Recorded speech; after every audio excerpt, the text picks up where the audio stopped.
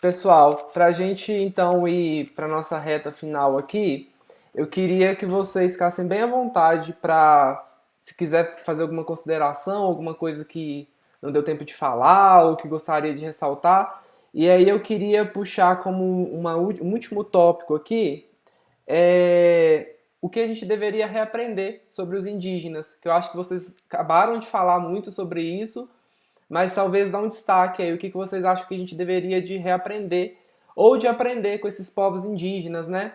Eu vou começar por mim, vou deixar vocês pensarem um pouquinho aí. Eu tenho afirmado muito em sala de aula que a gente tem que rever a questão do antropoceno. Essa questão que vem desde o século XVI, com o humanismo, de colocar o homem no centro do universo, né? Isso precisa ser revisto. E aí eu gosto muito de um vídeo da Gal, não sei se vocês conhecem, que ela vai narrando como se fosse a natureza. E a natureza sendo central ali, ela tem uma fala que é o seguinte, se eu acabar, vocês acabam também. Então, um depende do outro aqui, né? E, e essa visão antropocena que o Ailton Krenak traz, muito em relação ao rio, porque o Rio Doce ele já não estava nas melhores condições nos últimos anos, e aí com o rompimento da barragem do Fundão em Mariana, o rio morre. E, e para os Krenak está morrendo ali não só um rio, mas está morrendo um ancestral, porque a natureza faz parte desse conjunto, né? Eles não estão deslocados da natureza. E essa visão antropocêntrica coloca a gente sempre como centro do universo e esquece que na natureza é equilíbrio. Na natureza são forças que vão se equilibrando para manter. Pode começar por você, Felipe? Pode ser? Podemos? Ah, beleza. Podemos.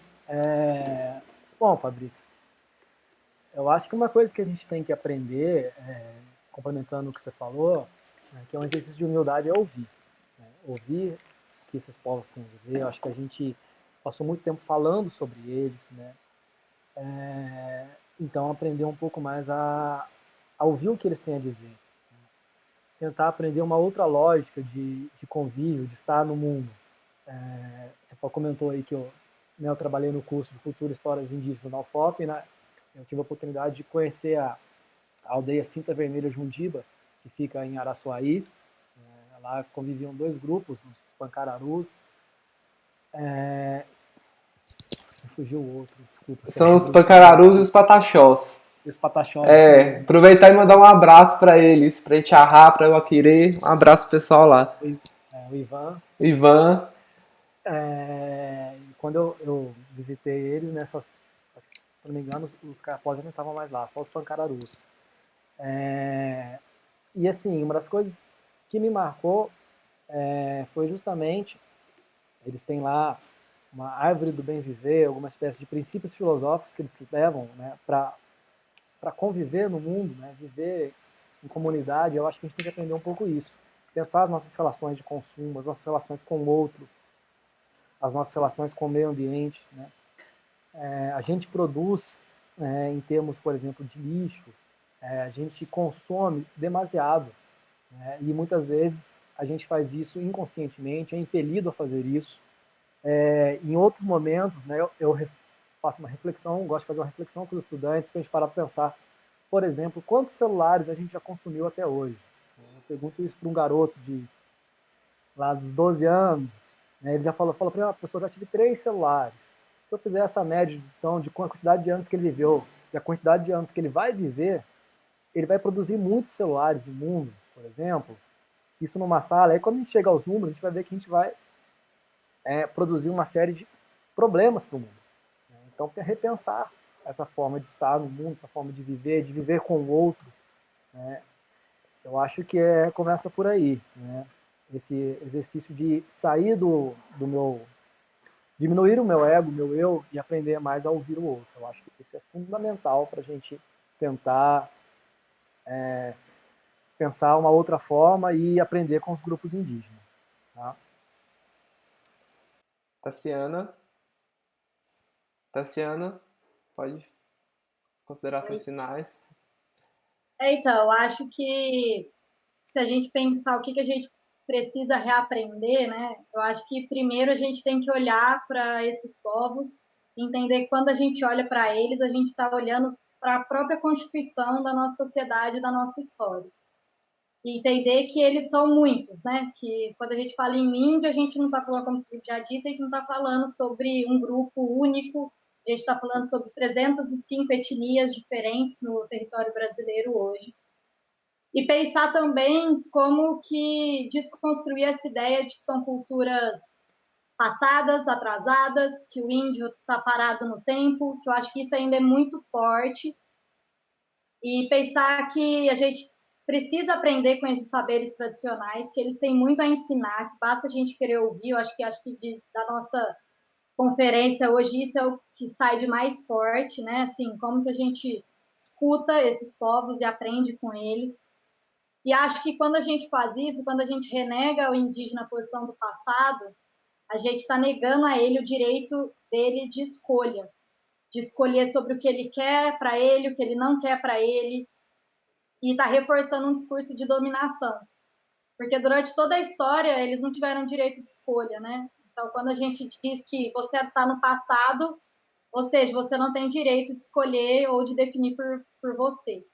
E aí penso que falar sobre desafio socioambiental é extremamente importante. Penso que compreender a política indigenista, a política do Estado com relação aos povos indígenas é necessário para a gente entender por que hoje os indígenas têm tantos direitos, que ainda são poucos, na verdade, porque não são garantidos.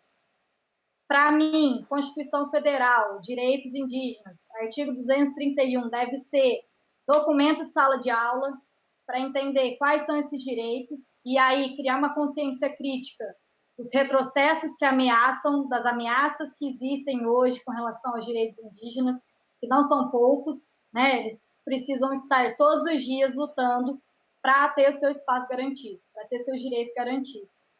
E também trabalhar em sala de aula, eu acho que isso seria essencial, com autores indígenas, né? Então a gente tem uma gama de autores que podem ser muito bem explorados e entra também no que a gente diz sobre ouvir esses povos. Então acho que perpassa mais ou menos por aí, assim. Pessoal, eu quero muito agradecer vocês. Eu acho que se a gente está falando aqui de escuta, né? Hoje foi uma tarde que eu pude aprender muito com vocês. Eu acho que a gente tem esse desafio em sala de aula. A gente tem um desafio como pesquisador e um desafio enquanto cidadão também, né? Que é de escutar mais, de ter uma escuta ativa, com empatia, com respeito, não escutar pelo escutar. Eu quero agradecer muito porque vocês atenderam muito rapidamente meu pedido, assim, e fiquei muito feliz mesmo. Eu acho que essa conversa, não sei para vocês, mas para mim foi muito enriquecedora e e eu acho que é isso, assim, agradecer. Eu acho que esse formato de conferência é um formato que a gente vai ter que começar a acostumar, não só por causa da pandemia, porque é sempre bom registrar isso, né? A gente está tendo vários cortes na educação que vem aí de vários anos, então tem uma tendência mesmo a gente fazer essas videoconferências porque a gente não consegue mais convidar as pessoas fisicamente para os espaços, então fica aqui também o registro, né, de que a gente está fazendo isso por causa de uma pandemia, mas será que se não fosse a pandemia a gente teria condições de fazer? Eu acredito que não, porque a gente vive um momento aí de descaso total com a educação. E como educador, que eu me vejo hoje muito mais nessa figura do educador, né, eu quero repetir, assim, agradeço muito porque eu aprendi muito com vocês hoje. Eu acho que o importante é isso, né, a gente escutar e aprender com os outros. Então, muito obrigado e até a próxima. Ô, Fabrício, obrigado, Tassiana. Foi uma tarde muito gostosa, aprendi muito também. E sempre que precisar ou puder, vamos nos reunir para discutir esses e outros assuntos.